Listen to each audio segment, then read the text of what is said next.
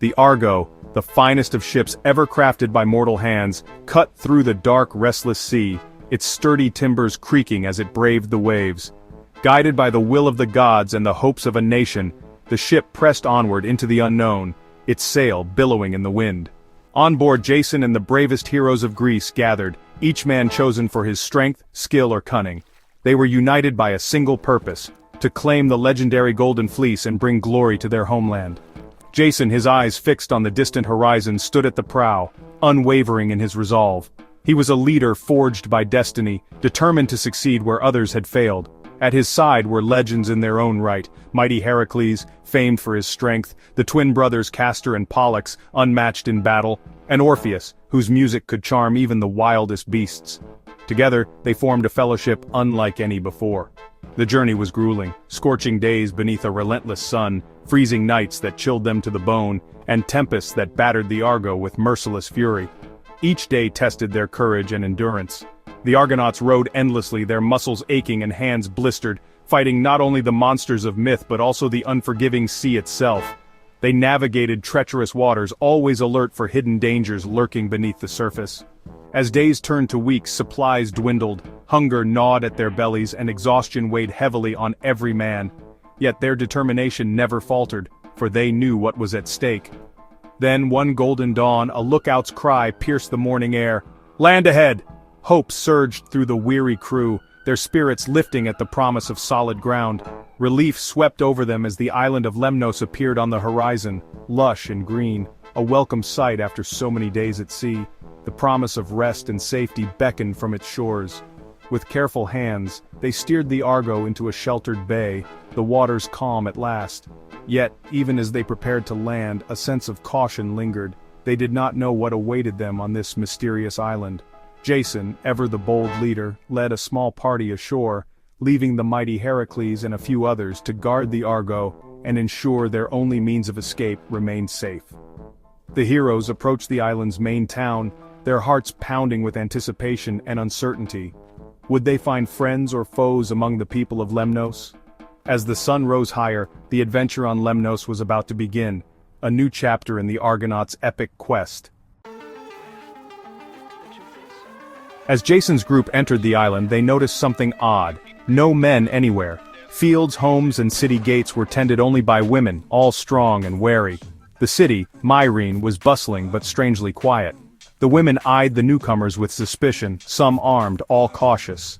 Jason greeted them, but they kept their distance. A brave young woman finally spoke. There were no men left on Lemnos. The entire population was female, from queen to child. The Argonauts were stunned.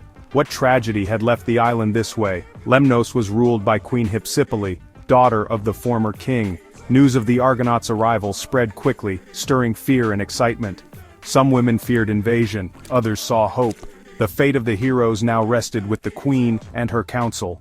The island buzzed with anticipation. In her palace, Queen Hypsipyle was anxious and uncertain.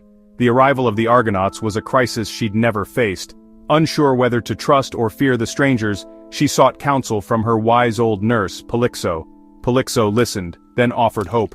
"Perhaps the gods have sent these heroes as a blessing, not a threat." She urged Hypsipyle to see opportunity, not danger. "We cannot survive alone forever. These men could bring new life to Lemnos." The queen, moved by Polyxo's wisdom, began to see a path forward. "Let us welcome them as guests," Polyxo advised, "and perhaps as future husbands." Hypsipyle's fear gave way to cautious hope. The queen resolved to meet the Argonauts with hospitality, not hostility. The fate of Lemnos and its future hung in the balance. Polyxo's words had changed everything. A decision was made.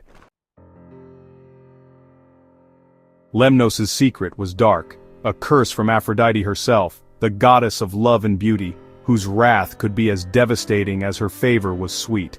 The women of Lemnos had neglected Aphrodite's worship, turning away from her sacred rites and forgetting the offerings owed to the goddess. In her fury, Aphrodite punished them with a terrible affliction, a repulsive odor that clung to them, making them outcasts in their own homes.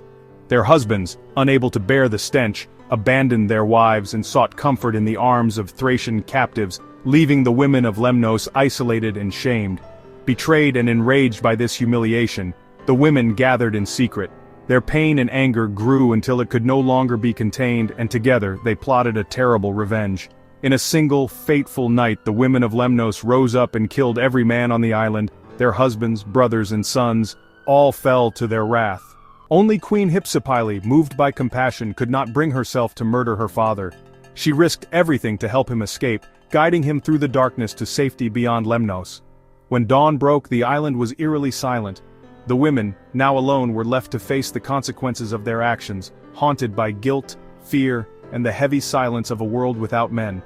Their vengeance had doomed them to a bleak future, one without husbands or children, and the once vibrant island was filled with sorrow and regret. But hope arrived unexpectedly. The Argonauts, legendary heroes on their quest for the Golden Fleece, landed on Lemnos' shores. To the women, these strangers were both a threat and a desperate hope for survival. The curse's shadow lingered over Lemnos, but with the Argonauts' arrival, a glimmer of redemption appeared on the horizon. Perhaps fate had not abandoned them after all. The women's crime weighed heavily on their hearts, and they wondered if forgiveness or a new beginning was possible. Lemnos waited in uneasy silence, caught between the pain of the past and the uncertainty of what the future might bring.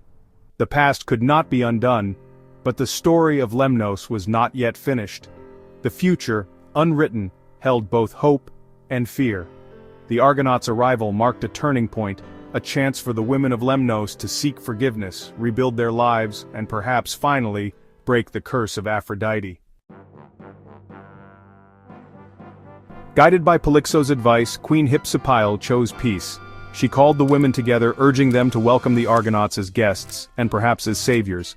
Some hesitated, scarred by betrayal, but hope slowly replaced fear. The city came alive with preparations, streets swept, flowers hung, a feast prepared. The mood shifted from gloom to excitement.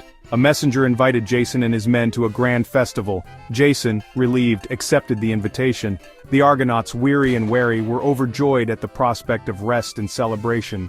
The women of Lemnos opened their city and their hearts. The stage was set for a new beginning. Suspicion faded as anticipation grew. The heroes would be honored guests. Lemnos was ready for change.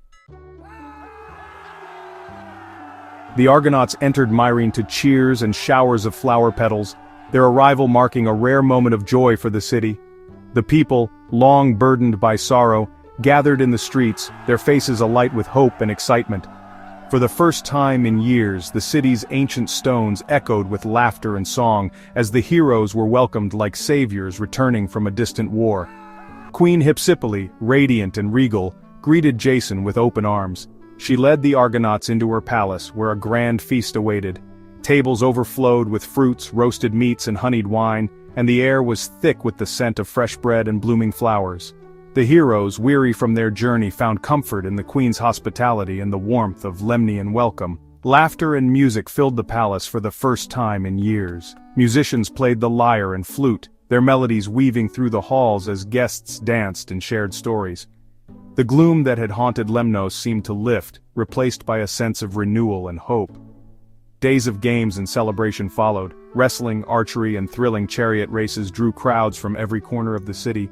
The Argonauts competed alongside the Lemnians, forging bonds of friendship and respect. The city pulsed with energy, as if awakened from a long slumber. Orpheus's music enchanted all, his songs weaving tales of gods and heroes, while prayers rose from every altar, smoke curling skyward in hopes of new blessings. The people of Lemnos, once fearful and divided, now stood united in gratitude and celebration. The Argonauts, captivated by the beauty and spirit of Lemnos and its women, began to forget the hardships of their quest. Nights were spent in revelry, and days in the company of newfound friends and lovers. Each hero found a partner. Empty homes filled with new families. The city, once silent and lonely, now rang with laughter and the promise of new beginnings. Children played in the streets, and the future seemed bright for all. Jason and Hypsipyle fell deeply in love, sharing dreams of a future together beneath the stars. Their bond grew stronger with each passing day, and for a moment it seemed as if nothing could disturb their happiness. It seemed the curse was broken. The city basked in sunlight and hope, its people believing that peace and joy had finally returned to Lemnos. But not all were content. Heracles and a few others stayed aboard the Argo, watching the celebrations from afar with furrowed brows. They felt uneasy, sensing that the heroes' purpose was slipping away. Heracles saw the heroes' revelry as a betrayal of their mission. He could not share in the joy, his mind fixed on the quest that still lay ahead. He grew restless, determined to remind them of their true purpose. The call of adventure echoed in his heart, and he resolved to act before it was too late.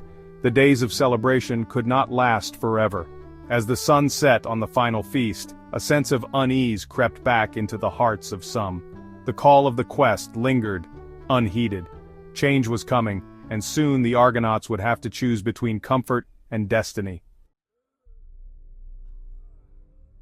Heracles' patience snapped. He called the Argonauts to account. "Have you forgotten our quest?" he thundered, shaming his companions. The heroes, chastened, realized they'd lost sight of their purpose. Heracles marched into the city, confronting Jason and the others at a feast. He reminded them of their oath and the golden fleece. Jason, torn between love and duty, knew what he must do. The time for comfort was over. The quest had to continue. Farewells were tearful. Hypsipyle, now expecting Jason's child, begged him to stay. Jason promised never to forget her, but duty called. The Argonauts returned to their ship, hearts heavy. The women of Lemnos watched as the Argos sailed away. The adventure on Lemnos ended, but the quest for the Golden Fleece was renewed. The journey continued, destiny calling them onward.